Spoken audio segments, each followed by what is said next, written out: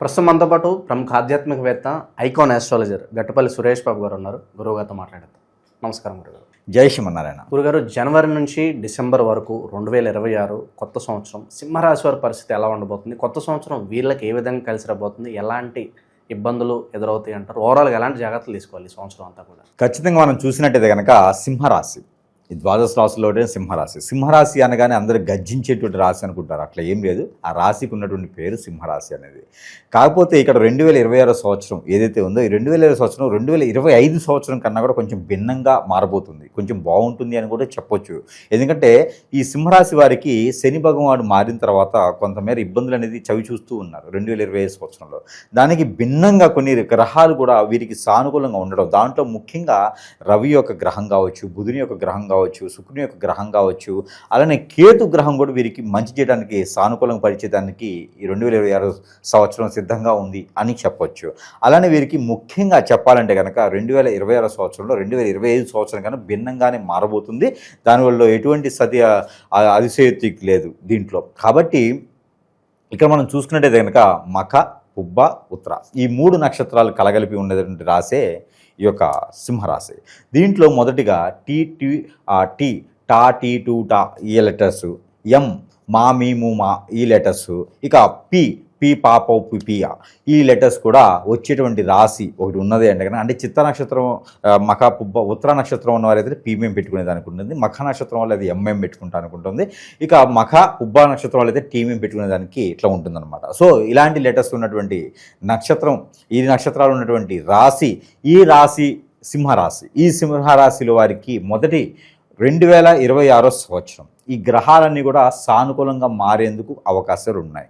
దాంట్లో మొదటి అధ్యయనం జనవరి, ఫిబ్రవరి, మార్చి ఈ 3 మాసాలు ఏదైతే ఉందో, ఈ 3 మాసాలు కూడా కలగలుపు మనం చూసుకున్నట్టయితే కనుక విదేశీ ప్రయత్నం ఎవరైనా చేయాలనుకుంటే, అంటే ఇంతకుముందు ప్రయత్నం చేసి వెనకంజులోకి ఉండేసి, ఇంతకుముందు ప్రయత్నం చేసి నష్టపోయేసి, లాస్ అయ్యేసి అందరూ మోసం చేసి ఉన్నటువంటి తత్వం కనిపిస్తూ ఉంది సింహరాశి వాళ్ళకి. ఎందుకంటే గ్రహాలు చేంజ్ అయినాయి కాబట్టి. కానీ ఇప్పుడు ఈ 3 మాసాలు కన్నా ప్రయత్నం చేస్తే ఖచ్చితంగా భారతదేశంలో వాళ్ళకి ఐఎస్టీడీ కాల్ చేసేటువంటి యోచన కూడా కనిపిస్తూ ఉంటుంది. ఏది మార్చిలోపే విదేశాలకు వెళ్ళడానికి కూడా మంచి ప్రయత్నం చేసుకుంటే కనుక ఖచ్చితంగా వెళ్తారు.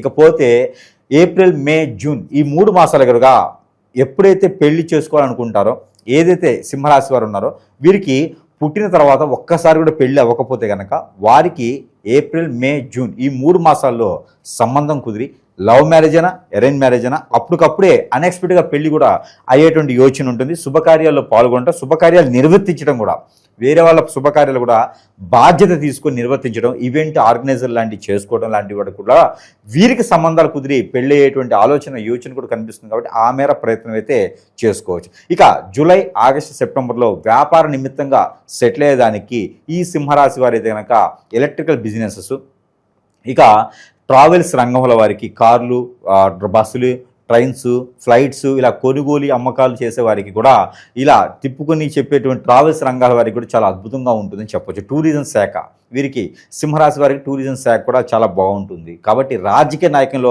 ఎవరైనా పాల్గొనాలి, రాజకీయ రంగంలోకి ఎవరైనా వెళ్ళాలనుకుంటే కూడా ఈ జూన్, జూలై, ఆగస్టు, ఈ సెప్టెంబర్, ఆగస్టు వరకు కూడా ఉన్నటువంటి సమయానికి గ్రహాలని సానుకూలంగా మారుతాయి. గురుగ్రహం, బుధగ్రహం, శుక్రగ్రహం 3 కూడా వీరికి సానుకూలంగా మారుతాయి. అప్పుడు వీరు రాజకీయ రంగంలో అడుగుపెట్టవచ్చు, సినీ రంగంలో అడుగుపెట్టవచ్చు. పేరు, ప్రఖ్యాత, హోదా, డబ్బు, పలుకుబడి అన్నీ కూడా తనకి తానే సంపాదించుకునేటువంటి యోచన ఉంటుంది. ఎందుకంటే శని భగవాన్ అశుభ దృష్టి కొంతమేర తగ్గేసి, శుక్రుని యొక్క శుభదృష్టి, రవి యొక్క శుభదృష్టి వీరికి మొలుతాయి. కాబట్టి గవర్నమెంట్, సెంట్రల్ గవర్నమెంట్ జాబ్స్ కూడా వీరు ప్రయత్నం చేయొచ్చు ఆగస్టు లోపు అయితే. ఇక సెప్టెంబర్, అక్టోబర్, నవంబర్, డిసెంబర్ ఈ 3-4 మాసాలు కూడా ఏదైనా వ్యాపార నిమిత్తంగా కొత్తగా మొదలు పెట్టకుండా నిరుద్యోగులు ఎవరైనా ఉంటే కూడా మొదలు పెట్టుకోవచ్చు. ఇక పోతే కోర్టులో నడిచేటువంటి వ్యవహారాలు ఏమైనా ఉంటే కూడా, చుక్కెదిరినటువంటి వ్యవహారాలు ఏమైనా ఉంటే కూడా ప్రయత్నం చేయొచ్చు. అలానే ఏదైనా ఇనుము, ఇటుక, ఇసుక, అలానే ఏదైనా న్యావి రంగాల వారికి కూడా చాలా బాగుంటుంది. అలానే ఇనుము, ఇటుక, ఇసుక, హార్డ్వేర్ రంగాలు అలాంటి వ్యాపారాలు చేసేవారికి కూడా అద్భుతంగా ఉంటుంది అని చెప్పచ్చు. ఏదైనా కార్మికుల రంగం, ఇండస్ట్రీస్ మొదలు పెట్టుకునే దానికి, ఏదైనా కంపెనీస్ స్థాపించేదానికి కూడా చాలా బాగుంటుంది.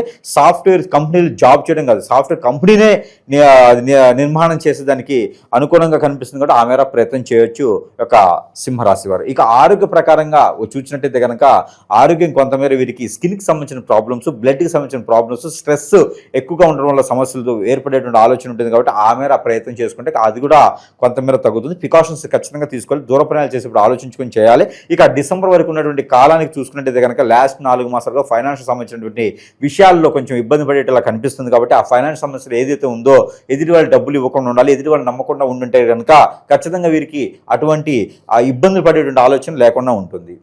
గురుగారు, భార్యాభర్తల మధ్య సంబంధాలు ఏ విధంగా ఉండిపోతున్నాయి, అలాగే ఈ అక్రమ సంబంధాల వల్ల చాలా వరకు ఇబ్బందికర పరిస్థితులు, అయిన వాళ్ళే నమ్మక ద్రోహం చేయటం ఎందువల్ల ఇలాంటి పరిస్థితులు, అంటే వీళ్ళ పరిస్థితి అండి ఈ సంవత్సరం ఇలాంటి పరిణామాలు ఎలా ఉండబోతున్నాయి?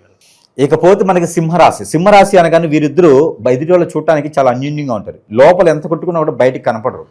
ఎందుకంటే కొట్టుకుంటే లోపలే కొట్టుకుంటారు కానీ బయటకు అసలు కనపడరు వీళ్ళు. బయట మాత్రం చాలా అన్యూన్యంగా ఉంటారు, ఒకరి నోట్లో ఒకరు పెట్టుకుని తింటూ ఉంటారు అన్నమాట, తినిపించుకుంటూ ఉంటారు. లోపల మాత్రం చిత కొట్టుకుంటూ ఉంటారు, బాధపడుతూ ఉంటారు, భంగపడుతూ ఉంటారు, ఒకరికొకరు సుతులు ఉండవు. కానీ బయట మాత్రం చాలా అందంగా ఉంటారు. గుంటూరు కారం కాదు, గుంటూరు గిత్తనో మూవీ ఉండిద్ది రామ్ గారిది, దాంట్లో విలన్ క్యారెక్టర్ ఉండిద్ది. ఎవరిది? ప్రకాష్ రాజ్ది. దాంట్లో బయటేమో మేకప్ వేసుకుని వస్తూ ఉంటాడు, లోపలేమో ఏం లేకుండా కూర్చొని ముందు అవుతూ ఉంటాడు అనమాట. అలాంటి క్యారెక్టర్ ఎక్కువగా కనిపిస్తూ ఉంటుంది సింహరాశిలో. ఏది 2026 సంవత్సరంలో. ఎందుకంటే కనుక ఇంట్లో ఈగల మోత, బయట పల్లకలి మోత అంటారనమాట. అలాంటిది బాగా కనిపిస్తూ ఉంది. ఎందుకంటే వీరిద్దరి మధ్యన మంచి అన్యూన్యత ఉంటుంది, కానీ ఇద్దరు కొట్టుకుంటూ ఉంటారు, ఒకళ్ళంటే ఒకరు పడదు. వీరి మధ్యన వెళ్ళారంటే వాళ్ళు పనికి మాలిన అయిపోతారు.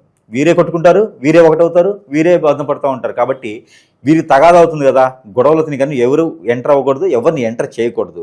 ముఖ్యంగా వీరికి శత్రు భయం కూడా చాలా ఎక్కువగా ఉంటుంది. ఎందుకంటే అన్యూన్యంగా ఉంటారు, ఆప్యాయంగా ఉంటారు, ఎవరినైనా ఆకట్టుకునే తత్వం ఉంటుంది, శత్రునైనా ప్రేమించి శత్రునైనా దగ్గర చేసుకునే తత్వం ఉంటుంది వీరిలో. కాబట్టి వీరికి శత్రు భయం కూడా చాలా ఎక్కువ ఉంటుంది. కాబట్టి ఈ శత్రు భయం ఉన్నవారు మనకు తెలియకుండా సింహరాశి వారి మీద ఎక్కువగా డైరెక్ట్గా ఏం చేయలేరు. అందుకని ఇండైరెక్ట్గా ఎక్కడైనా హిప్నాటిజము, బ్లాక్ మ్యాజిక్, వశీకరణం, చాతబడో, బ్యాగల్ముఖి, భానుమతి, యక్షిని, ధూపావతి ఇలాంటి స్పిరిట్ లాంటివి మందు పెట్టడం లాంటివి చేసి, అష్టదిబ్బందులు లాంటివి చేసి అక్కడ వాళ్ళని ఏ పని అవ్వకుండా, స్ట్రెస్ ఫీల్ అయ్యేలాగా, ఏ పని చేసినా ముందుకు వెళ్లకుండా, ఇవన్నీ జాతకాల్లో ఉండవు.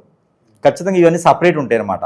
ఇవన్నీ చేయించడంతో గురువు గారు ఉన్నారు, జాతకం చెప్పాడు కానీ జాతకం తగ్గట్టుగా లేదు, ఇది వేరే కనిపిస్తూ ఉంది, ఏ పని చేసినా ముందుకెళ్ళట్లేదు, అసలు మా జాతకం అవునా కాదా, గురువుగారు సరిగా చెప్పారా లేదా అని అందరికీ ఆలోచన ఉంటుంది. కానీ ఇవన్నీ క్రియలు ఉంటాయి. ఈ క్రియలు ఎవరికి తెలియదు, వారికి తెలియదు.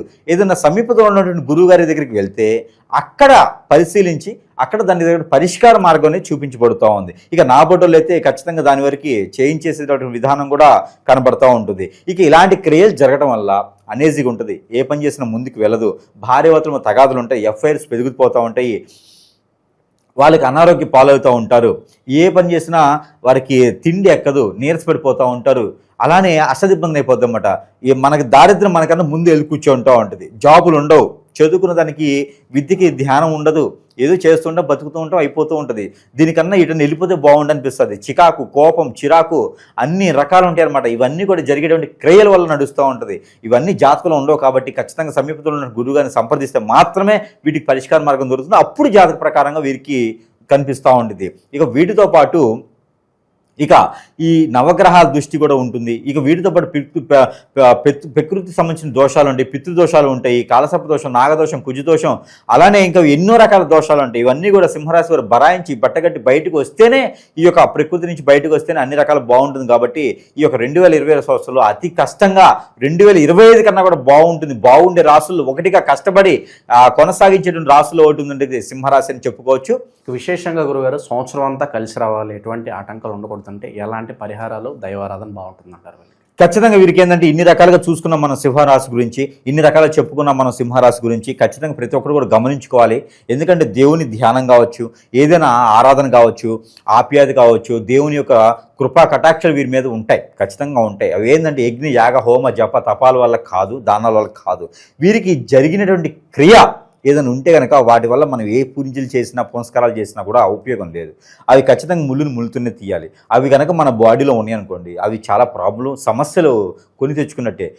జీవితంలో భార్యాభర్తలు విడిపోయారంటే అంతకన్నా దురదృష్టకరం వేరేది ఉండదు. పిల్లలు దూరమయ్యారంటే అంతకన్నా దురదృష్టకరం వేరేది ఉండదు. కాబట్టి ఎక్కడైనా వీరు సంప్రదించినట్టయితే కనుక, నాలాంటి గురువులు చాలామంది ఉంటారు మంచివారు, సంప్రదిస్తే కనుక వీరికున్న సమస్యను ముందు తీసుకుంటే అప్పుడు మనం అనుకున్నటువంటిగా ముందుకెళ్తాం అనేది. ఇప్పుడు భార్యాభర్తల బంధం అనేది ఏర్పడుతుందంటే ఎన్నో రకాల కంఫర్టబుల్ చెక్ చేసిన తర్వాతనే భార్యాభర్త బంధం ఏర్పడుతూ ఉంటుంది. ఇలానే మనకి ఏ సంవత్సరమైనా సరే సమస్యలు తీరవు.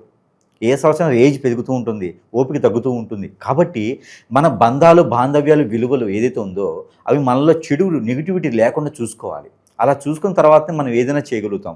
మనము స్నానం చేయకుండా గుళ్ళోకి వెళ్తే ఎంత అనేజీ ఉంటుందో, మనకి ఏదైనా మంచి తరుణం చేయాలనుకుంటే మనలో చెడు జరిగితే అది మంచి జరగదనమాట. అందుకని ముళ్ళుతోనే తీయాలి. కాబట్టి మనకు జరిగిన క్రియతోనే తీయాలి. కాబట్టి సంప్రదిస్తే ఆ విధమైన ప్రక్రియ చేసేదానికి వచ్చి, అలానే దేవుని యొక్క ధ్యానం కూడా మనిషికి చాలా ముఖ్యమైనటువంటిది. కొంచెమైనా మనస్సు, మైండ్ సరిగా ఉండాలి. కనపడినటువంటి మనసు, కనిపించేటువంటి మైండ్ రెండు సరిగా ఉండాలి. కాబట్టి దేవుని ధ్యానం కూడా ముఖ్యంగా అవసరం. కులదైవం, ఇష్టదైవం ఉంటే ఏదైనా చేసుకోవచ్చు. లేదు అంటే కనుక ప్రతి 3 మాసాలకు ఒకసారి సరే ఆవుకి గోధుమ రొట్టెలు తినిపించడం అనేది ప్రాసిద్ధి. కాబట్టి చేయండి. అలానే రావి చెట్టు కానీ యాప చెట్టు కానీ అశోకుడు చెప్పినాడు, రోడ్డుకి ఇరువైపుల చెట్లు నాటాలి అని. అదేవిధంగా ప్రతి 3 మాసాలకు ఒకసారి కనుక వీరు ఏదైనా రావి చెట్టు కానీ యాప చెట్టు కానీ రోడ్డుకి ఇరువైపులు నాటినట్టయితే అశోకుని మాట నిలబెట్టినట్టుండిద్ది, మనకి పుణ్యము వస్తూ ఉంటుంది. అలానే ప్రకృతిలో వచ్చేటువంటి వైపరీత్యాలు కూడా కొంతమేర తగ్గినట్టు ఉంటాయి. మన వంతు లోక కళ్యాణార్థి కోసం చేసినట్టు ఉంటుంది. గ్రహాల యొక్క సానుకూలత మనకు ఉంటుంది. చూసారా, 2 చెట్లు వల్ల ఎన్నో ఉపయోగాలు ఉంటాయి సింహరాశి వారికి. ఈ రకమైన చేస్తూ అమ్మవారికి ఏదైనా వారి ఇష్టం అమ్మవారికి ఉంటే కనుక ఓకే, లేదంటే కనుక దుర్గాదేవికి కానీ, లలితమ్మ వారికి కానీ, లేకపోతే కనుక పార్వతి అమ్మవారికి కానీ కుంకుమ అర్చన చేయించుకొని ప్రతి 3 మాసాలకు ఒకసారి పౌర్ణమి ముందు లేదా అమావాస్య ముందుకైనా సరే చేయించుకొని ఆ కుంకుమని ప్రతిరోజు కూడా ధరించుకుంటే కనుక వీరికి ఉన్నటువంటి అన్ని రకాల దోషాలు పటాపంచలు అవివాకలు పోయినా కొంచెమేర గుడ్డి కన్నా మెల్లమేలు. కాబట్టి కొంతమేర ఉపశమనత లభ్యపడుతుంది. అలానే గ్రహాల యొక్క సానుకూలత లభ్యపడుతుంది. కాబట్టి ఈ రకమైన ప్రయత్నం చేయాలి. ఇంకా సమస్యలు బాగా బాధిస్తున్నాయి అంటే కనుక ఖచ్చితంగా నా మాట చెప్తున్నా, గురువు గారిని సంపాదిస్తేనే వీటి యొక్క పరిష్కార మార్గం అనేది దొరుకుతూ ఉంది. ఇక ఈ 3 మాసాలకు ఒకసారి చేసుకుంటూ ఉంటే సరిపోతుంది. అలానే ప్రతి 3 మాసాలకు ఒకసారి సరే మినిమం ఒక 5-6 మందికి భోజనాలు పెట్టుకునేటువంటి క్రేన్ అలవాటు చేసుకోండి. అలానే రియల్ ఎస్టేట్ రంగంలో కానీ స్థలాలకు ఏకూర్చుకునేది చాలా బాగుంది. ఏది 2020 సంవత్సరం చాలా బాగుంటుంది. కాబట్టి అలానే మీకు వచ్చిన సంపాదనలో ఏదో కొంత భోజనానికైనా ఏర్పాటు చేసుకుంటే కనుక భోజనం 4-5 పెట్టుకున్నా కూడా ఆ ఒక దోష పరిహారం అవుతుంది. కాబట్టి ఆ మేర ప్రయత్నం చేసి 2026 సంవత్సరంలో సింహరాశి వారు కూడా కొంతమేర అదృష్టవంతులు అవ్వాలని కోరుకుంటూ ఉన్నాను. ఓవరాల్గా ఈ 2026 సింహరాశి వాళ్ళకి ఏ విధంగా ఉండబోతుంది, ఎలాంటి జాగ్రత్తలు తీసుకోవాలనేది చాలా బాగా వివరించారు. ధన్యవాదాలు.